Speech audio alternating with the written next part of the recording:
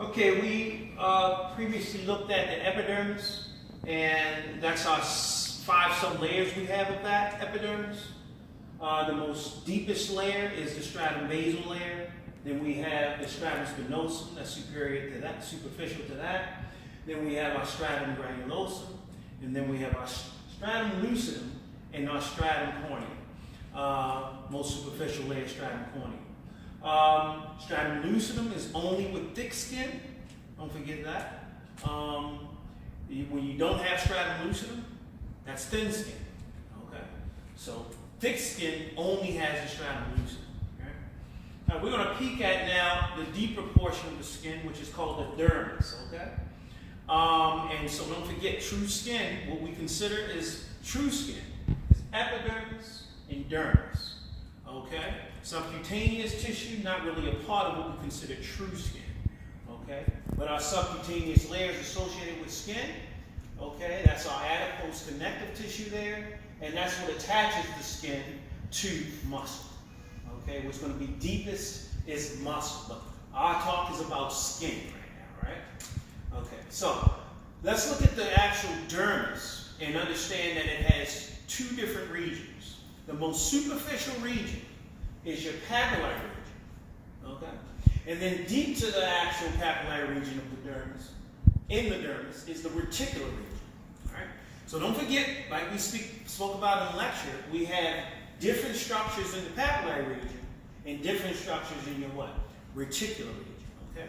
Yes, our our papillary region consists of what kind of connective tissue? Areolar connective tissue, right? So areolar connective tissue,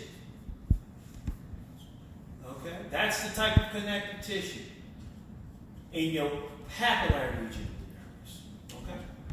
And so the consistency then of this type of tissue would be like gel, right? Gelatinous, okay? Very loose, because it's a loose type of connective tissue, all right?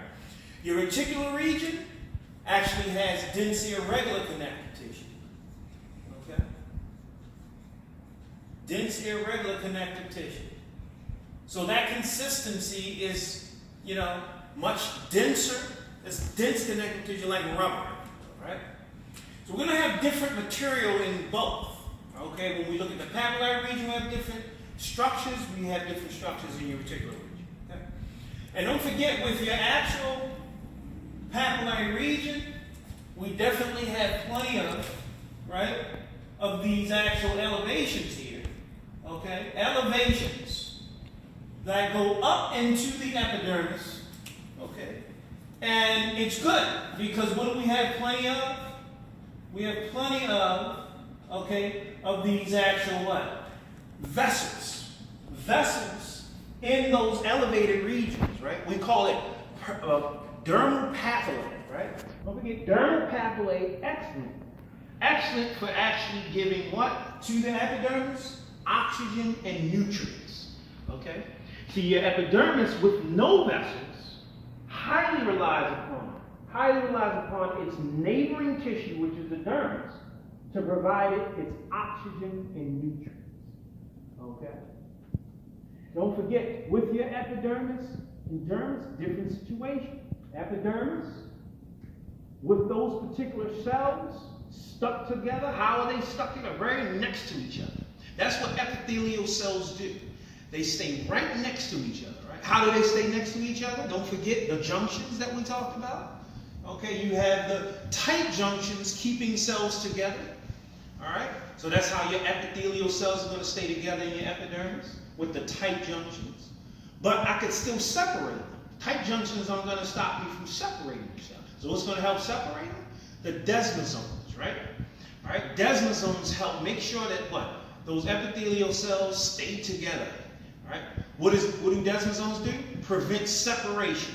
Okay? And your adherens junctions, they do the same thing. We don't have adherens junctions with skin, though. Adherens junctions would probably be with the epithelial cells, maybe lining the digestive tract or what have you. All right? And they're much what? They're much weaker than your desmosomes, okay? So in lecture, we distinguished adherens junctions from desmosomes, because adherens junctions were what? They were anchored with what we call microfilaments. but your desmosomes are anchored with intermediate filaments. Don't forget the difference between those two, right? But yes, your epithelial cells have these junctions, and that's how they stay together, right? They're close to each other, and they stay together, even if you try to pull them apart. I can't pull your actual epithelial cells apart because of the desmosomes, okay? All right. Hemidesmosomes as well are actually anchoring your what? Anchoring your epithelial cells to the basement membrane. Don't forget, the basement membrane that actually, I didn't put it here, but what does the basement membrane do? It actually attaches your epithelial cells with your actual connective tissue. So don't forget, that's always going to be the association with epithelial cells. You always have a basement membrane deep to, right? But your hemidesmosomes make sure that your epithelial cells stay what? Stay right there on your actual basement membrane. And nothing can detach it. Your hemidesmosomes prevent detachment of your epithelial cells from the basement membrane. Okay? So just like desmosomes, but they're in a different location. They're at the basal surface of epithelial cells instead of the, if you will, a basolateral surface of the epithelial cells, like desmosomes. All right, so but that's our epidermis. We've talked about that. Okay, don't forget though as well with your desmosomes. Some people actually are born without the desmosomes, right? If they're born without the desmosomes, what can I do? I can do my Nikolsky sign. I can see my Nikolsky sign if I do my test. Put the eraser on the actual what? Skin, turn it, and then it blisters easily.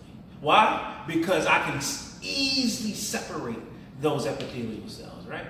But because the desmosomes aren't there. Desmosomes are there specifically to help prevent separation of the epithelial cells, okay? So yeah, and then that's what that disease is. What disease did we call that? Pemphigus vulgaris, okay? But that shows you how important desmosomes are, okay? Making sure that you can't prevent the separation of epithelial cells when they're together. All right, but when we go back to our papillary region, right? Okay, we see that, again, I was mentioning the dermal papillae. These elevations, making sure that your blood vessels are closer to these epithelial cells. Don't forget another characteristic of epithelial cells, do not have vascular tissue. No blood vessels can fit in there because the cells are right next to each other. Right? So they heavily rely upon, these epithelial cells heavily rely upon your actual connective tissue cell. The connective tissue, because connective tissue has plenty of what? Blood vessels. Another characteristic of what? Papillary region. Plenty of blood vessels, and that blood is going to have the oxygen and nutrients that can be delivered straight to the epidermis by way of diffusion. Okay? So that's what's great about dermal papillae, right? A very good structure there for your epidermis. The other structures of papillary region, don't forget, happen to be your, not just blood vessels, but nerves, okay? So there's plenty of nerves there. Meisner corpuscles, all right? They pick up touch, pressure, vibration sensations. And you actually have your what? Your free nerve endings as well. Picking up what? Pain and temperature sensations. The extremes of temperature. Really, really hot, really, really cold, okay? So your actual free nerve endings, Meisner corpuscles, definitely in your papillary region, okay, of the dermis, okay? Very good. All right, so when we go down a little deeper to our reticular region, don't forget we have our structures, which is our hair follicle, right? Our hair follicle and glands, all right? So when we look at our hair follicle, make sure you remember, right, the accessory structures that are associated with the hair follicle, okay? So what's associated with the hair follicle? Your apocrine gland and your sebaceous gland, right? They secrete their material right into the hair follicle, all right? Your other accessory structures of your hair follicle are the hair root plexus and your actual erector pili, all right? So hair root plexus is going to make sure that if any movement happens with hair, it's going to sense it, it's going to detect it. Hair root plexus, nothing but an entanglement of nerves picking up stimuli, such as movement of hair follicle, right? Your erector pili, when that contracts, it's smooth muscle that when it contracts, pushes everything that's above that hair follicle up, creates a bump. What do we call those? Goosebumps, okay? So, those are the accessory structures of your hair follicle, okay? Your apocrine gland, your sebaceous gland, your hairy plexus, erector pili, okay? All right, so those are the actual accessory structures of the hair follicle. Where are they based? Right here in the reticular region of the dermis, okay? The other actual structure, major structure in the reticular dermis happens to be your eccrine gland, okay? So I already mentioned his counterpart, which is the apocrine gland. And don't forget, your eccrine gland and your apocrine gland are considered sudoriferous glands. Okay, so that's the sudoriferous glands. What are they? Sweat glands, okay? Main thing they produce is water. What does water have within it? Heat. So your brain knows that. So every time you get too hot, you secrete much sweat, right? The main substance is water, right? So that means it's releasing heat. Because what's in the water? Heat. Okay?